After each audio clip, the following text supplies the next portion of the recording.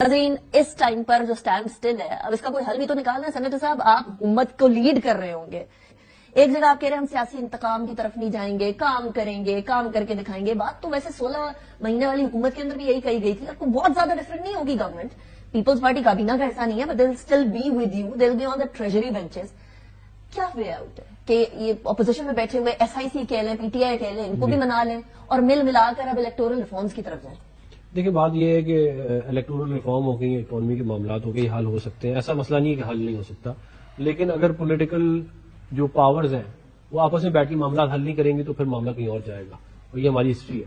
तो बेहतर ये है कि जो हमने चार्टर ऑफ डेमोक्रेसी किया था, एक बड़ा अच्छा डॉक्यूमेंट था, उसके ऊपर अगर पॉलिटिकल सारी नहीं मेजोरिटी आ जाए, ये मेन पावर्स हैं वो आ जाए, तो उसके बाद हम एक बना सकते हैं। मैं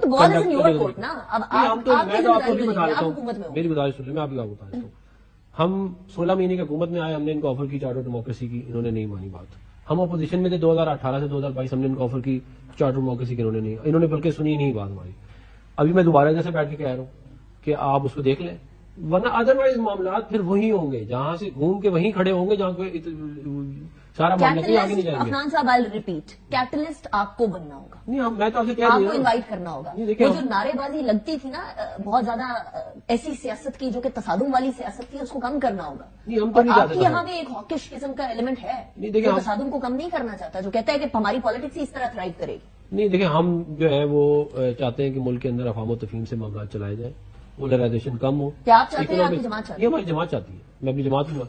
हम ये चाहते हैं कि इकोनॉमी जो है वो हमारी जो सीधी हो, और हम ये जो सर्कल वाला मामला है घूमे जा रहे हैं की जगह पे, ये खत्म हो। और ये सब कुछ हो सकता है, लेकिन ये उस वक्त तक नहीं हो सकता जब तक हम ये वाली जो मामला चल रहे थे इनको सॉल्व करें। लेकिन अब वो एक बोन ऑफ कंटेंशन आ जाती है कि आपको पता है बानी, तहरीक इंसाफ ने तो बोला था हाथ भी नहीं मिलाएंगे, सवाल ही पैदा नहीं होता। अब भी उन्होंने बोला कि ना तो पीपल्स पार्टी के साथ हुकूमत होगी, ना PMLN के साथ हुकूमत होगी।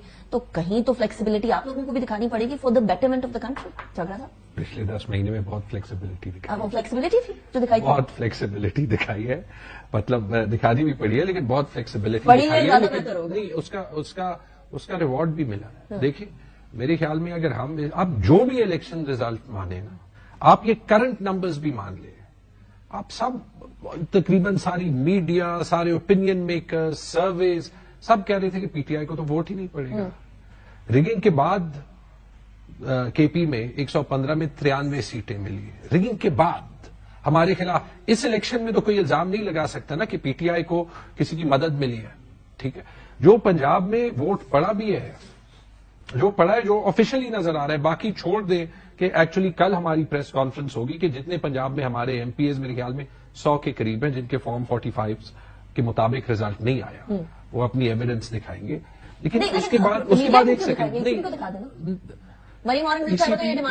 ECP सुनेगा ना, मैं तो ECP को लेके चला गया था, ECP ने खुद वो टैंपर्ड फॉर्म्स अपने वेबसाइट पे डाल के डिलीट कर दिया। मैं उनको क्या दिखा दूं, अभी ट्रिब्यूनल ही दिखाना पड़ेगा। लेकिन मेरा पॉइंट और था, मेरा पॉइंट ये था कि अगर हमें अभी इस इलेक्शन रिजल्ट के बाद ये सीख लेना चाहिए कि हम जितनी भी नैरेटिव एक पार्टी के खिलाफ बना देते हैं, लोगों के दिमाग तब्दील करना आसान नहीं है। और ये आपकी बात बिल्कुल सही है कि आगे के रास्ते में पहल गवर्नमेंट को करनी होगी, और अगर पहल गवर्नमेंट करती है, अगर ये लोग एक काम से कर सकती है ना।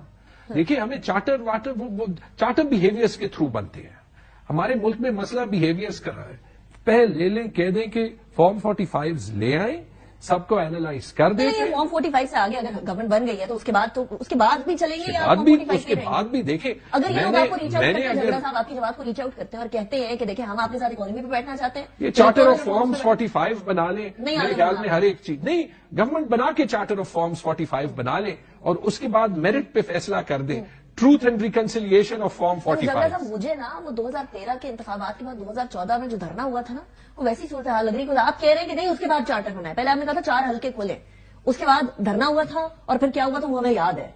तो क्या अभी हम उस साइड पे मूव कर रहे हैं? आप कह रहे हैं कि वो वाली चीजें हम बाद में बात करेंगे, इकोनॉमी एंड एवरीथिंग, पहले फॉर्म 45 खोले। अनिका, इलेक्शन हुआ है, इलेक्शन का रिजल्ट तो सही गिन रहे हैं। आप तवक्को कर रहे हैं कि गिना जाएगा सही?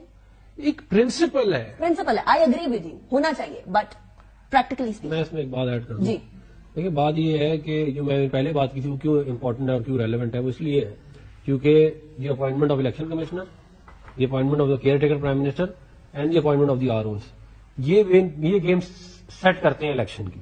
اگر آپ نے یہ لوگ ٹھیک ڈال دیے تو الیکشن ٹھیک ہوگا, اگر نہیں آپ ڈالیں گے تو ٹھیک نہیں ویسے ہوگا. عدنان صاحب آپ بھی نا ان کی ڈیمانڈ پوری کر ہی دیجیے گا تاکہ وہ مسئلہ بھی نہ رہے. اب 45 میری گزارش دیکھیں, آروز 2013 میں ججز تھے, بار بار کا آرو الیکشن, اس کی وجہ سے کیا ہوا, جوڈیشری نے سائڈ پہ ہو گیا. اگر وہ ابھی بھی ہوتے نا تو شاید اتنی زیادہ ایشوز نہ ہوتے جتنے ابھی ہوئے. ٹھیک ہے. اچھا, لیکن جھگڑا صاحب بفور آئی گو ٹو ناز بلوچ صاحبہ, ایک بات تو واضح ہے نا کہ اگر وہ نہیں بھی کھولتے تب بھی کیا آپ اکانومی, الیکٹورل ریفارمز اور ان معاملات کے اوپر بات کرنے کو تیار ہوں گے؟ Would you be ready to move on, یا 2014؟ میں نے 5 سال خیبر پختونخوا کی فائنانس منسٹری چلائی ہے. اگر آپ نے مشکل اقدامات لینے, آپ کو کسی سے بات کرنے کی ضرورت نہیں ہے. اچھا, آپ لیں, آپ کی ریسپانسبلٹی ہے. یہ انڈائریکٹ نو یہ نہ نہیں ہے. میں آپ کو سیریسلی, ہم نے کے پی میں پینشن ریفارم کیا ہے. اگر میں لوگوں سے بات کرنے لگ جاتا, کبھی کوئی نہیں مانتا. آپ گورنمنٹ کی ریسپانسبلٹی لے رہے ہیں, آپ نے ملک کو ٹھیک کرنا ہے, جو مشکل اقدام ہے لے.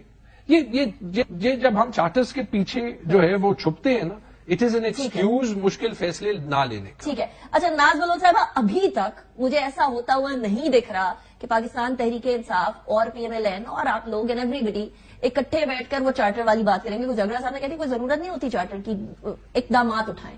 زرداری صاحب پریزیڈنٹ کی کرسی پہ بیٹھے ہوں اور سیاست کے اندر کوئی نئی چیز نہ ہو, اگر آپ لوگ کوئی اس طرح کی پاسبلٹی کریٹ کر دیں کہ ان دونوں کو بٹھا دیں ساتھ, کچھ ایسا ہوتے ہوئے ہم دیکھیں گے نا صاحبہ, بیکاز آصف زرداری صاحب ول بی دا پریزیڈنٹ. دیکھیں انیکا, آج کل تو اسکول کے بچوں کو بھی آپ ایک ساتھ زبردستی نہیں بٹھا سکتے. کوئی مونٹیسری کے بچے تو ہیں نہیں کہ ان کا ہاتھ پکڑا اور ان کو ایک ساتھ ہم نے بٹھا دیا ایک کرسی ٹیبل کے اوپر لا کر. ماشاءاللہ الیکشنز لڑتے ہیں, انتخابات لڑ کے آتے ہیں, وزیر اعظم بنتے ہیں, اور اس کے بعد بھی اگر ایک سیاسی جماعت, بالخصوص یہ تو پی ٹی آئی کا رویہ رہا ہے جو کہ بڑی افسوسناک بات ہے. اور میں اکثر یہ بات کہا کرتی ہوں کہ بہت سے لوگ اپنی غلطیوں سے سیکھتے ہیں, بہت سے لوگ دوسروں کی غلطیوں سے سیکھتے ہیں, لیکن مجھے تعجب ہے کہ پی ٹی آئی نہ اپنی غلطی سے سیکھنا چاہتی ہے نہ اوروں کی غلطیوں سے سیکھنا چاہتی ہے.